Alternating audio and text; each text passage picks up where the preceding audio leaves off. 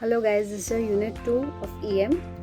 Unit 2 is types and classification of entrepreneurs.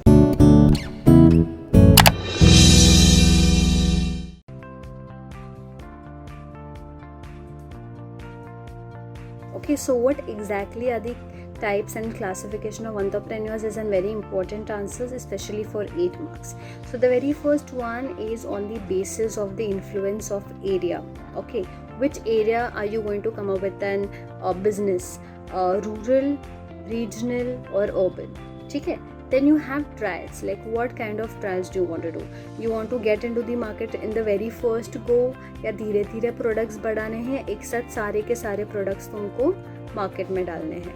Then you have experience. How experienced are you? Okay, are you a newcomer? Are you having a venture capital, or is your family having some kind of experience? So you being a young person executing it into the market, or you are a very experienced person. Okay, then you have gender, male, female, and then you have objective. What exactly are your objectives for coming up with this business in the market? Okay. Next we have something known as entrepreneur. Basically the entrepreneur is an employee who is tasked with developing an innovative idea or project within a company. The entrepreneur may not face the outside risk or reap the outside rewards of an entrepreneur. So I am the entrepreneur and I am asking you to become an intrapreneur. So behalf of me, you are going to work. You are going to come up with new ideas and evolve with it. But whatever the risk is there, I will be facing it. Whatever the profit I am getting, it will be mine. Okay. Then you have elements. What are the elements you need to have in an intrapreneur? The very first one is multidiscipline, very important. Second, access to resources.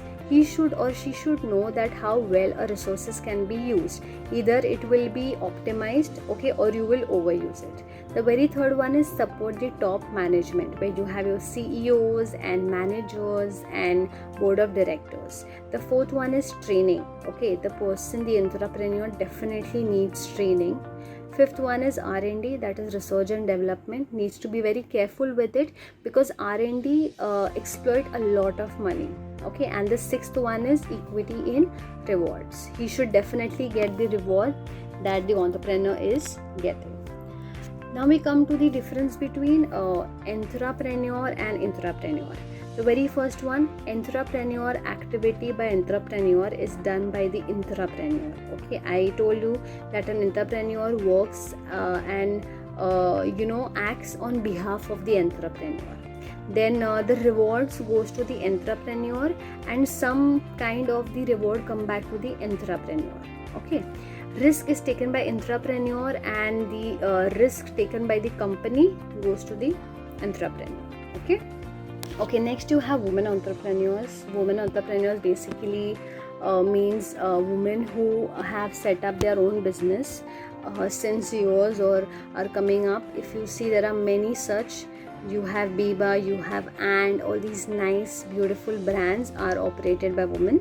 What are the problems that come way in a woman entrepreneur? The very first one is marketing problem. Second, raw materials. It's very difficult to handle the raw material unless and until it turns out to be a finished goods. Third, problem of technology. If the woman is not very tech oriented, she might have certain problem. Fourth, poor quality control. Okay. Fifth, low labor productivity. Whatever is a production, the labor might come up with some issues. And the last one has to be lack of social responsibility, that is the society. Okay, then you also have a 5-year plan for the woman. You have that in your book also. So every year the government comes up with, say, Vikas Nidhi Abhiyan, or maybe SIDBI or IDBI. All these companies, all these small schemes help the woman to come up with a new idea, or they just help her to evolve and come up with a new business. Okay, what are the functions of woman entrepreneur? The very first one is directing her labors, how to work and what to work. Second is staffing, organizing, planning, coordinating, motivating and supervision. Okay, simple enough. Okay, you can elaborate these points and write on your own. Then you have measures to develop the motivation. The very first one is special reward. Okay, a woman should be given a special reward because she has worked towards it. Second, income generating scheme. Third, Mahila Vikas Nidhi. Okay, as I told you all, every 1 year plan, the government comes up with new scheme for the women. Fourth is Women Cell. Cell is basically a unit who is being operated by the women and who operate for women. Okay, and then you have scheme from SIDBI. SIDBI stands for Small Industrial Development Bank of India. Okay. Then the next topic that we have is NGO, non-government organization. These are basically not profit-making organization. They work on behalf of the government. The very first characteristic is it is engaged in suffering relief activity. There are some people who are suffering from say XYZ reason. Okay, so these NGO people go and play a very important role. Next, you have promoting interest of the poor, protecting the environment. You have so many NGOs. You have PETA and you have all these people who are turning into vegans. All of these come under NGOs. Providing basic social service and advocating community development.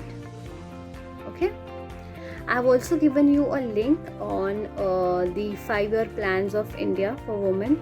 Please go through it.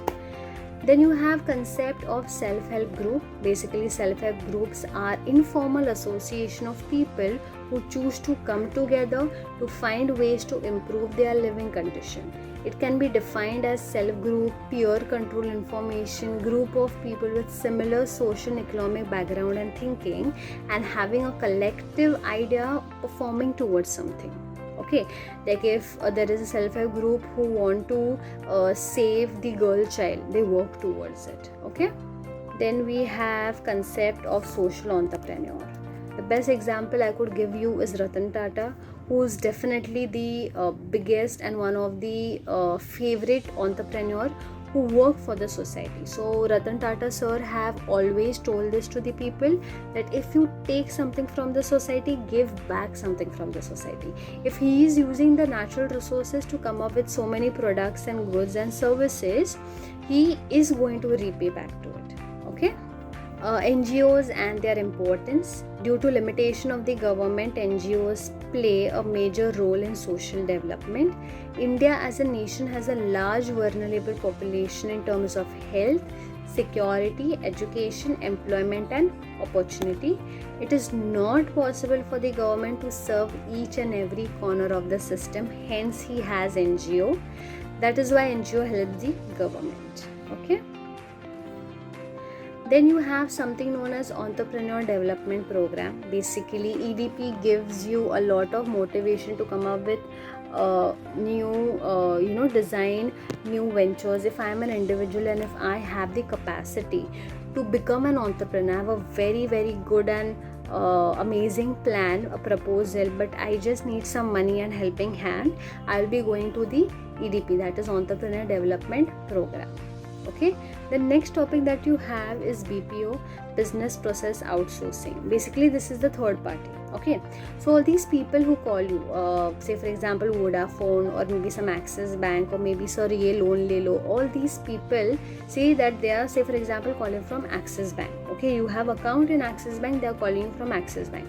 Do you really think that Axis employees are going to sit back and keep on calling you? No. So Axis calling is done by a BPO. So the whole calling thing of Axis Bank to his customer is given to some other company who are into calling. That is known as outsourcing. Okay.